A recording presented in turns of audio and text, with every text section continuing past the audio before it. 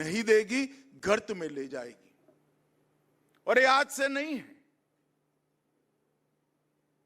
मोदी जी जब से मुख्यमंत्री बने तब से सोनिया जी, राहुल जी, मणिशंकर अय्यर, दिग्विजय सिंह, जयराम रमेश, रेणुका चौधरी, हर कांग्रेस नेता ने मोदी जी के लिए अपशब्द कहे। कोई मौत का सौदागर कहता है, कोई जहरीला सांप कहता है, कोई नीच आदमी कहता है, कोई रावण बताता है, कोई भस्मासुर बताता है, कोई वायरस कहता है। कांग्रेस के नेता क्या समझते हैं? इस प्रकार की भाषा का प्रयोग कर कर आपको जनादेश प्राप्त होगा क्या? मैं आज कांग्रेस के नेताओं को कहना चाहता हूं, जितनी ज्यादा गालियां मोदी जी को आप दोगे, कमल का फूल इतना ही बड़ा होकर खिलकर आसमान तक पहुंचेगा। और हर चुनाव में आपने प्रयास कर कर देखा है, फिर भी कुछ सीखना नहीं चाहते। हर चुनाव में गाली दिया, मुंह की खाई, और फिर विजय को झुठलाने के लिए एक घुसपैठिया बचाओ यात्रा लेकर ये निकले हैं। एक घुसपैठिया बचाओ और कुछ नहीं है। ये यात्रा घुसपैठिए को बचाने के लिए यात्रा है, अपनी वोट बैंक को प्रोटेक्ट करने के लिए यात्रा। मैं देश भर की जनता को पूछना चाहता हूं, कोई भी लोकतांत्रिक राष्ट्र, लोकतंत्र का आत्मा चुनाव होता है। अगर घुसपैठिए मतदाता सूची में घुसकर चुनाव को प्रदूषित करे तो कोई राज्य, कोई राष्ट्र कैसे सुरक्षित रह सकता है? और कांग्रेस पार्टी ने जो शुरू किया है, देश भर की जनता अचंभित और दुखी होकर इनके कुत्सित प्रयास को देख रही है। मुझे मालूम है कि प्रयास को जनता का समर्थन नहीं है, परंतु 2 दिन पहले जो हुआ, इसने सारी सीमाएं लांघी। मोदी जी की माता जी का जीवन,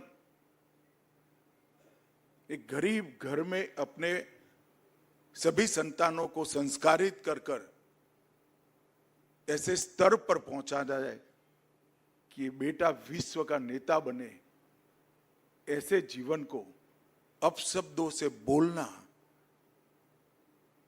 ये भारत की जनता कभी सहन नहीं कर सकती। और इससे ज्यादा राजनीति में सार्वजनिक जीवन का कोई पतन नहीं हो सकता। मैं फिर से एक बार कांग्रेस के कुत्सित प्रयासों की घोर निंदा करता हूं, और मैं आग्रह भी करना चाहूंगा राहुल गांधी जी के कि जरा भी शर्म बची है तो मोदी जी की, उनकी स्वर्गीय माता जी की और देश की जनता की जरूर माफी मांगे आप। खैर, ईश्वर सबको सद्बुद्धि दे। आज अच्छा दिन है, हमारे लक्ष्मणाचार्य नूतन गृह में प्रवेश कर रहे हैं। आज मैं आसाम की पूरी जनता को नए राजभवन के लोकार्पण पर, गणेश वंदना के ये समय में ही ये लोकार्पण हो रहा है। ये नए राजभवन का प्रवेश आसाम की विकास के आड़े जो भी विघ्न होंगे, विघ्नहर्ता जरूर उसका हरण करेगा। मेरी बहुत बहुत शुभकामनाएं। वंदे मातरम। भारत माता की जय।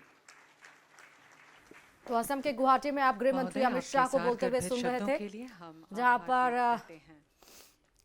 प्रधानमंत्री नरेंद्र मोदी को अपशब्द कहे जाने वाले राजा, जो कि हालांकि उसको गिरफ्तार किया गया है, लेकिन उसको लेकर गृह मंत्री अमित शाह ने नाराजगी भी जताई। और बात भी सही है, हालांकि इस समय जो राजनीति जिस चरम पर हो रही है, जो मर्यादाएं लाग चुकी है अब राजनीति, वो ऐसा नहीं होना चाहिए। साफ तौर पर उसी मन से भी कहा गृह मंत्री अमित शाह ने कि राहुल गांधी को सार्वजनिक तौर पर और प्रधानमंत्री नरेंद्र मोदी से माफी मांगनी चाहिए। फिलहाल गुवाहाटी से गृह मंत्री अमित शाह को आप सीधे सुन रहे थे। 2 दिन पहले कांग्रेस ने सीमा लांघी, जनता मां को अपशब्द कहे जाने को लेकर बर्दाश्त नहीं करेगा और ना ही माफी देगा, ना ही एक तरह से उनको कहीं भी वो अधिकार मिल पाएगा, यानी जिसने भी अपशब्द कहे हैं। हालांकि जब बिहार में आपको बताते चले, जब रैली निकाली जा रही थी उस समय ही 27 अगस्त को ही एक शख्स जिसका नाम राजा, इसको राजा भी कहते हैं, उसने प्रधानमंत्री नरेंद्र मोदी और उनकी स्वर्गीय मां के लिए अपशब्द कहे थे, जिसके बाद सियासत भी गरमाई हुई थी। उसको लेकर ही असम के गुवाहाटी के मंच पर गृह मंत्री अमित शाह मौजूद थे और उन्होंने क्या कुछ बोला है, हमने आपको वो बड़ी बातें भी बताई। हम ग्राफिक्स के जरिए हम आपको वो बड़ी बातें दिखा भी रहे हैं।